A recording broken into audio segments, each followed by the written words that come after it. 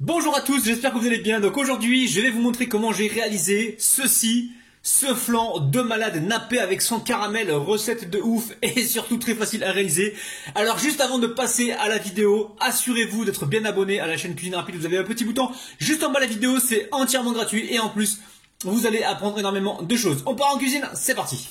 Alors pour réaliser donc ce flan à la vanille, c'est vraiment très facile. Donc là, j'ai 600 g de lait et 400 g de crème liquide entière. Donc 600 g de lait et 40 centilitres. Donc 40 centilitres, c'est environ 400 g de crème liquide entière. Les deux sont là-dedans.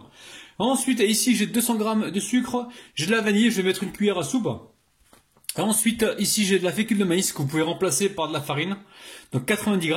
Et ici, j'ai environ 7 jaunes d'œufs. Donc 7 jaunes d'œufs. On peut aller jusqu'à 6. Hein, si jamais vous voulez pas en mettre 7, vous pouvez mettre 6. Il n'y a pas de problème.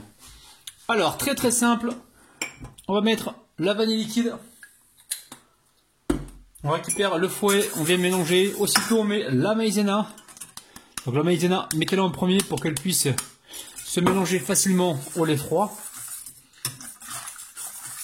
Alors, vous allez voir, recette super facile. Hein. Ça, c'est ma façon de faire le flan. Maintenant, vous pouvez faire la façon traditionnelle qui consiste à faire bouillir la crème et le lait et à la verser sur les jaunes qui sont battus avec le sucre. Il n'y a pas de problème. Hein. Alors, une fois que c'est fait, je récupère ici le sucre. Donc 200 g de sucre, je les mets dedans. Je mélange comme il faut. Recette de ouf et super facile, vous allez voir. Et ici, je mets mes jaunes d'œufs. Je mélange. Une fois que c'est bien mélangé, on va partir sur le feu. Après, c'est tout simple. Hein. Sur le feu, on va laisser bouillir, on va mélanger sans arrêt, surtout pour pas que ça crame. On est sur un petit feu moyen et dès qu'on voit les premières ébullitions, on va compter 1 à 2 minutes pour être sûr que la fécule soit cuite. Hein. Ça, c'est très important. Allez, c'est bien mélangé, on part sur le feu. Alors, juste avant d'aller sur le feu, donc là j'ai une assiette et là j'ai un cercle. Donc un cercle que j'ai huilé un petit peu à l'intérieur. Je dépose directement sur l'assiette, vous voyez bien. Je prépare ça. Et ensuite, je mets ma crème sur le feu. Donc très important, préparez votre assiette avec le cercle légèrement huilé à l'intérieur. Et là surtout, on ne s'arrête pas de mélanger, on va bien sur les côtés. Et on est sur un petit feu moyen. Si on voit que c'est trop fort, on baisse. Hein. Faites attention, il ne faut surtout pas que ça crame sur les côtés. Hein. Faites attention, hein, ça va épaissir. Et ensuite, on va voir les premières bulles apparaître. Hein, d'accord? Donc on patiente tranquillement. Alors attention, la famille, on voit que ça commence à épaissir. Donc là, on peut baisser un petit peu le feu, la température. Et surtout, on voit ce qui se passe. Regardez. On voit les premières bulles arriver. Ça veut dire que l'ébullition démarre maintenant. Hein. C'est là qu'il va falloir compter environ 1 à 2 minutes pour être sûr que la fécule soit cuite. Je sais, je me répète, mais bon, j'ai pas envie que tu rates ta recette. Hein. Surtout pas. Donc là, on s'arrête pas. On va bien sur les côtés. Encore une fois, je vais me répéter. On baisse le feu si besoin. Alors, on voit les bulles arriver. Voilà. Alors le repère vraiment c'est les bulles au centre. Dès qu'on commence à voir les bulles au centre, c'est que ça y est, hein, la fécule est cuite. Hein. Mais il faut toujours attendre 1 à 2 minutes. Donc c'est comme une crème pâtissière en fait, avec de la crème entière. Alors, là je vais fouetter pendant environ 2 minutes et on se retrouve sur le point de travail. Et là on est bien au centre, donc l'intérieur est huilé. Hop là, je viens et je verse toute ma crème dedans. Hein. C'est un truc de ouf, vous allez voir, recette de dingue. Très facile à réaliser. Pas besoin que ça repasse au four. Hop là. Alors là, qu'est-ce qu'on fait? Je vais venir tapoter. On tapote rapidement. Ici, je récupère ma petite spatule coudée. Et je vais venir comme ça lisser la surface. Je tourne en même temps mon assiette. Bon, si c'est pas régulier, c'est pas très grave. Hein, puisqu'on va faire un caramel, on va le déposer dessus. Donc là, je laisse complètement refroidir. Et ensuite, j'emmène ça donc directement au frigo. Il faut que ce soit vraiment complètement froid. Donc avant de passer à la suite. Alors pour réaliser notre caramel donc au beurre salé, facile, hein, très facile. Il va nous falloir 180 g de crème liquide entière, 80 g de sucre, environ 3 cuillères à soupe d'eau. Il nous faudra également 8 g de maïzena. Si vous n'avez pas de maïzena, essayez avec de la farine. Il va vous falloir une pincée de sel, donc là j'ai du sel de Guérande. Il va nous falloir également 20 g de beurre, donc 20 g de beurre ici. Et quelques gouttes de jus de citron pour ne pas rater le caramel. 4 ou 5 gouttes environ. Alors première étape de la recette, avant même de commencer le caramel, ici dans le bol je viens mettre ma maïzena et je verse ma crème liquide entière par dessus. Donc crème liquide entière avec un minimum de 30% de matière grasse, regardez bien sur le paquet. Après on peut faire cette recette avec une crème légère, hein, parce que voilà, On peut pour le caramel. Si vous devez la monter maintenant en chantilly, vous ne pourrez pas. Il vous faut absolument un minimum de 30% de matière grasse. Allez, je mélange. Je mets de côté pour l'instant, mais il faudra quand même remélanger avant de le verser dans le caramel, hein, d'accord? Parce que la maïzena, elle va se faufiler donc au fond. Allez, je mets ça de côté et on part tout de suite donc sur le feu. Alors, avant d'aller sur le feu, bien sûr, on va commencer juste à mélanger donc le sucre avec l'eau et quelques gouttes de jus de citron. Hein. On en met un petit peu là, environ une demi-cuillère à café ou très peu. Vous avez vu, j'ai mis 5 ou 6 gouttes. On va mélanger comme ça et ensuite on va sur le feu. Alors le fouet, je l'ai lavé quand j'ai mélangé la crème liquide avec la maïzena. Je l'ai passé sous l'eau, je l'ai rincé. Allez, direction le feu maintenant. Alors, on va allumer le feu. Donc là, on va démarrer donc, le caramel sur un petit feu moyen. En surveille, très important. Là, on veut une couleur caramel. Donc pas trop prononcée pour ne pas avoir trop d'amertume. On surveille.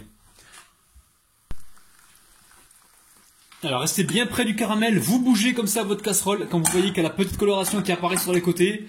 On ne change pas la température du feu, il faut vraiment rester sur un feu constant. On surveille là pour l'instant, on n'est pas encore à l'étape du caramel. Donc on attend que la coloration elle prenne. Dès qu'on aura la coloration souhaitée, on va pouvoir y déposer la crème liquide et le beurre. On va commencer par le beurre plutôt. Et ensuite, on mettra la crème liquide dans laquelle on a mélangé, rappelez-vous, la fécule de maïs, donc la maïzena. Et en dernier, on mettra donc notre sel de Guérande. Alors, traînez-vous, vous inquiétez pas, sur les côtés, si ça colore un petit peu, pas de stress. On a mis donc le jus de citron, ça risque pas de rater le caramel. Donc, le caramel ne risque pas de masser. Donc là, on a une bonne couleur, mais on attend encore un peu, c'est pas ce qu'on recherche. Donc on reste bien près du caramel, on va pas faire ses courses. On surveille, ça va très très vite. Et quand vous voyez que ça commence à colorer, là il ne faut pas bouger. Hein. Vous restez à côté. Tenez-vous prêt à intégrer donc le beurre et la crème. Alors, dans quelques secondes, je vais pouvoir y intégrer donc mon beurre, pardon, et puis après ma crème. Donc en attendant, je vais juste remélanger un petit peu ma crème parce que la fécule de maïs est redescendue donc vers le fond. Je garde l'œil sur mon caramel. Allez, on va pouvoir y déposer le beurre. On baisse pas la température, hein, pas besoin. Donc attention aux projections. Hop. Si vous voyez que ça va trop vite, retirez-le du feu comme ça, comme je fais. Attention, ça peut aller très très vite. Hein. Donc là, si on voit que le caramel commence à prendre une coloration, n'attendons pas que le beurre fonde. On va intégrer directement la crème, justement pour ralentir la cuisson du caramel. Hein. Allez, alors, je récupère ma cuillère en bois, je mélange.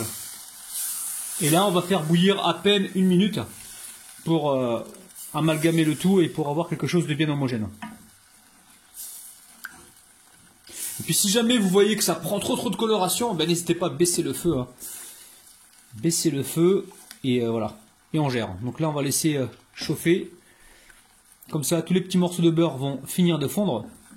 Le caramel, lui, il va bien se mélanger à la crème. Il faut que ça boue au moins 1 minute justement pour que la fécule elle puisse cuire et ainsi donc épaissir notre caramel.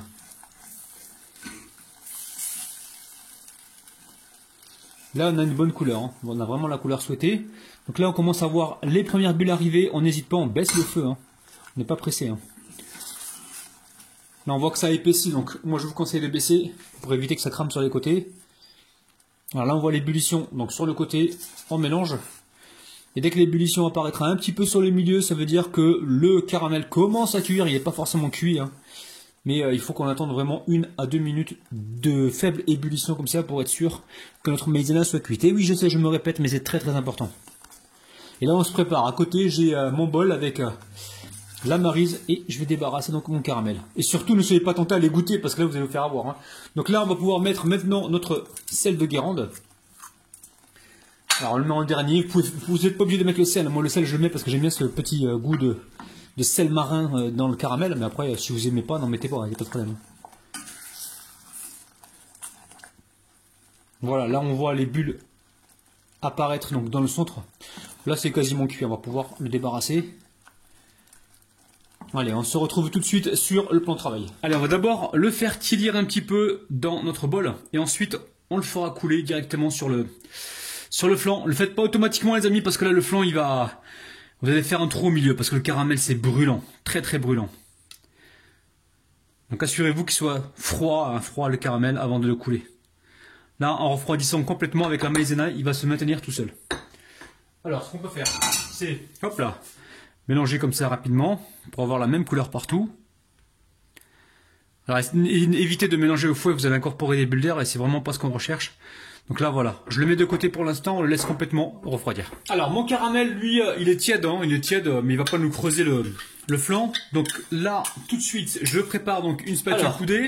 Là, je récupère la maryse, je verse tout mon caramel. Alors, en une seule fois, hein. S'il n'est pas chaud le caramel, les amis, il est légèrement tiède. Et là, aussitôt, je viens comme ça, le descendre rapidement parce qu'en fait, le flanc est froid, il va me figer le caramel. Donc, n'attendez pas qu'il soit complètement froid le caramel. C'est vrai qu'au départ, je vous ai dit ça, mais non, n'attendez pas. Faites-le aussitôt, enfin, pas aussitôt, mais attendez qu'il soit un petit peu tiède. Là, on le coule gentiment. On tapote comme ceci. Là, pareil. Et si vous ne le sentez pas, faites-le à la spatule, il n'y a pas de problème. Hein. Tant qu'il est encore tiède, il va couler. S'il est complètement froid, il va falloir l'étaler à la spatule. Donc là, il est quasiment, hop, hop, 2 petites fessées, 3 petites fessées, et c'est bon. Donc là, je vais essayer de recentrer. Donc ça y est, là, mon flan caramel, lui, il est prêt. Là, je le remets tout de suite au réfrigérateur. Ça va figer complètement. Alors, prenez le temps quand vous faites cette recette. Ne soyez pas pressés. Moi, je vais le mettre au frigo. Je vais enchaîner les autres recettes que j'ai. Et dès que je serai en avance, je sortirai le caramel et je le couperai. Vous faites-le laver pour le lendemain et vous aurez un superbe résultat. Maintenant, si vous êtes pressé, laissez-le au frigo avec le caramel au moins 2 heures pour qu'il puisse se figer tranquillement. Et ensuite, vous allez le couper donc sans problème. Donc, direction le frigo. Alors, mon flan a bien reposé. Alors, j'ai oublié de mettre le rhodouille dans le plastique autour. Là, j'oublie à chaque fois. Je sens que je vais me faire engueuler encore par Clarisse. Allez, là, j'ai chauffé mon couteau. Et je vais faire rapidement le tour. Mon couteau est chaud. Hein. Là, je tourne mon saladier. On va le faire assez rapidement parce que le couteau est chaud. Ou sinon, vous chauffez donc votre cercle. Et vous allez pouvoir le démouler sans problème. Allez. On va le retirer avec tendresse et délicatesse. Hop là, vous avez vu? Flan de malade. Allez, là je viens de chauffer mon couteau. Je vais couper une jolie part. Allez, bismillah. On va bien au centre. Oh là là là là la famille. Oh là là là là. À chaque fois on vient essuyer le couteau. On regarde si c'est encore chaud. Ouais, c'est encore chaud. On coupe. Et là, la famille, comme le veut la tradition, nous allons compter jusqu'à 3. Attendez, on va d'abord soulever gentiment notre flan. Alors, on le soulève gentiment parce que comme il est resté pour moi toute la nuit au réfrigérateur, j'ai peur qu'il ne colle. Allez, on arrête de parler. On va faire le 1, 2, 3, les bourkawa, les amis. Tenez-vous prêts. 1, 2, 3, les amis, les bourkawa. Regardez-moi ça. Flan de ouf, nappé avec son caramel. Vous allez faire des heureux et des heureuses. La famille, je vais pas le déguster, je vais attendre quelques amis qui vont arriver à la maison tout à l'heure, enfin ce soir plutôt, et je vais leur faire plaisir avec ce flan magique.